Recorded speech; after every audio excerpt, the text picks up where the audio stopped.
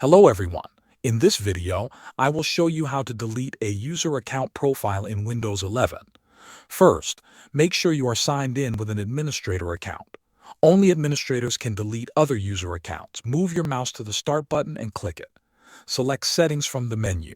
In the Settings window, click on Accounts. On the next screen, choose Family and Other Users. Here you will see a list of all user accounts on your computer. Find the account you want to remove. Click on the account name. Now click the Remove button that appears. A message will show saying that the user's data will be deleted from this device. This includes files, desktop items, and downloads linked to that account.